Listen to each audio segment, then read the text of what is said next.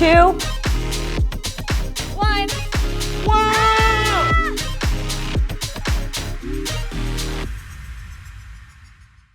And a big welcome to the Theory of Awesome, the show that asks, wait, they did what?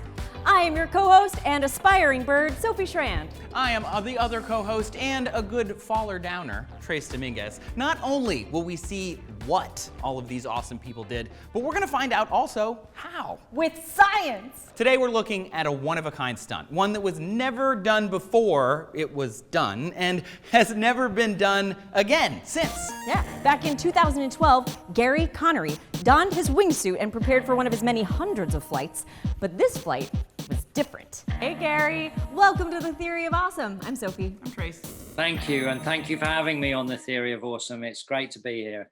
So how did you get from putting on a wingsuit for the first time to jumping without using a parachute? I was always searching for the next best thing. All of a sudden, the holy grail then became landing without a parachute. And I just thought straight away, if I've got a good enough box rig and I can fly accurately enough, I can land one of these.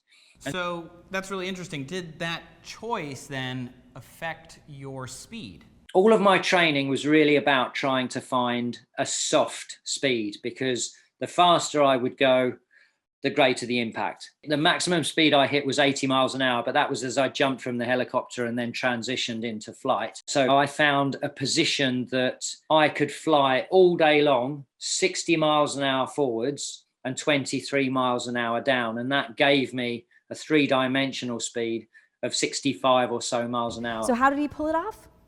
With a lot of intense training and physics. Nice. So the 4 aerodynamic forces that act on any aircraft are lift, thrust, drag, and gravity. Now, since wingsuits aren't powered, they don't create any thrust, but all other 3 forces are in play here, and they make wingsuit flying possible. It's just like a skydiver, but with more cross-sectional area, right? The skydiver jumps out and they reach a terminal velocity. It's when they're no longer accelerating. This happens in a little under 15 seconds. And it happens because the drag force created by wind resistance on the body is equal to the force of gravity acting on the skydiver. When there's no net force, there's no increase in acceleration. Now, wingsuits change that equation.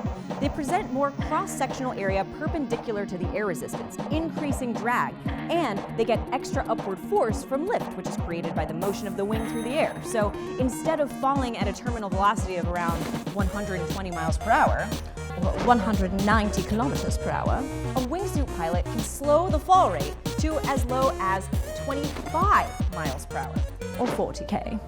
Actually, I want to go back to Gary's video again because there's another thing I want to point out. All right, let's do it. Enhance. Ooh. Okay. All right.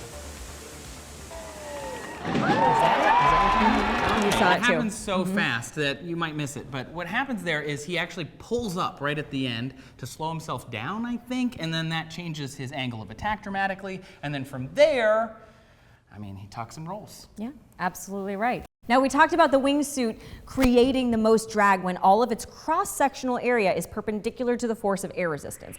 And since he is traveling forward as well as down, the air resistance is coming to him at an angle, like this. So when he pulls up like that, he's adjusting his angle of attack so that he's using the extra drag force to slow himself down. It's pretty cool. I mean, he's obviously really good at this. Yeah. Right. So maybe we can try and mimic that effect right here in our studio. Let's do it. Let's go. We've put a wing inside of this amazing homemade wind tunnel. And this is also going to illustrate Bernoulli's principle, but in a slightly more, I don't know, wingy way. So when you think of like Gary Connery in his wingsuit, he's essentially a human wing. In this case, you can see the front leading edge of the wing is cutting through the air. And what will happen is the air going over the top is a different pressure than the air underneath. The air underneath is a higher pressure, and thus it's moving the plane up into the air. Okay, so that looks amazing. You can really see as the smoke goes over the wing, you can really see that bump. Yeah. That bump is the wing changing the shape of that column of air as it passes over it. Doing that changes the pressure, creates that pressure differential, and that's what makes us fly. So you want to like change the angle of this maybe? Like if we change the angle of attack of the wing, we're going to get a different amount of lift. Love that for us. Let's do it. So you can see There's a lot, it seems like there's a lot less air Right. on the bottom. Which makes sense because he was talking about actually creating more drag for himself when he lifts himself up, so he's slowing his speed. Mm-hmm. And that tracks with what we're seeing as far as how the air is moving around. This one looks really good. That's really cool. Very clear. We do have this like one kind of burning question. What's up with the boxes, man? Like, how did you decide that the boxes would help you land safely? There's no other way of doing it. Water is so hard and doesn't displace. Airbags, you can only really hit airbags flat. You can't come in and skid along an airbag as I did with the boxes. So the boxes we use are what we call single skin. So you've got essentially a piece of paper, another piece of paper, and then a wiggly piece of paper in between, and that's a single skin. So that had to be thousands and thousands of boxes out there, right? I mean, do you know exactly how many there were? So the structure of the boxes itself, I'd ordered 18,600 boxes of various sizes, 3 different sizes.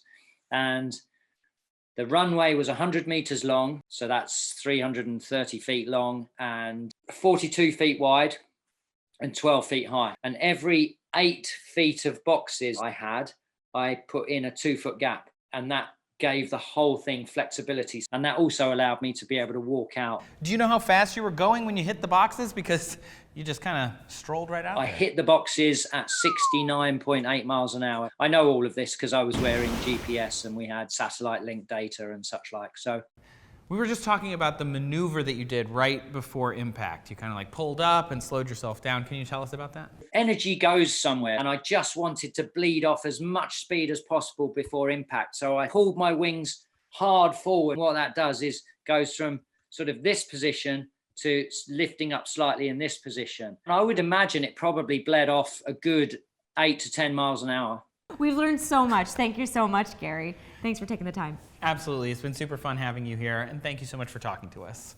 The box thing, though, that was new for me. I realized that I didn't even think of boxes as a way to do this stunt, right? Yeah. Do you want to see it in practice? We can just do that? I mean, obviously, then yes. Okay, well, hold that thought, because I want to take a closer look at what's happening with these boxes before we go any further. So, come on. So the boxes are doing quite a lot of work here, so to speak. Yeah. First, they're providing enough stability to withstand the impact of a wingsuit collision at 70 miles per hour, right? Wow.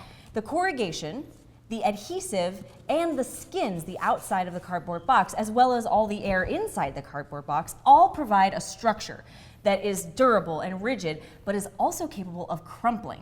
And that really is the key. Oh, crumpling. Like I think of a car, right? Like it's got crumple zones built in so that we know where things are gonna kind of collapse. That's great. And you know, I know a material can be crumpled when its thickness is significantly less than its length or width. It's actually a technical term. The term is geometric frustration.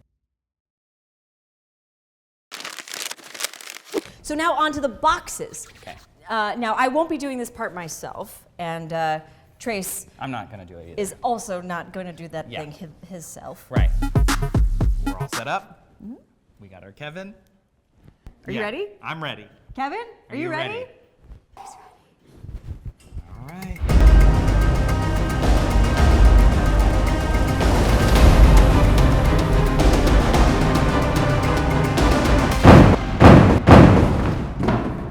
Oh my gosh! Kevin! Kevin! Are you okay? Yes! Oh my gosh, that was so That was fun. fun. Okay. And also scary. Well, that is our show, and there is so much more to come in the weeks ahead. We cannot wait to share all of this stuff with you. We've got so many episodes. Thank you for coming with us on this first episode out. But until next time, I am a professional nerd who will remain on the ground. And I'm a professional nerd who's going to learn how to fly and become a bird. Yay! See you next time! Thanks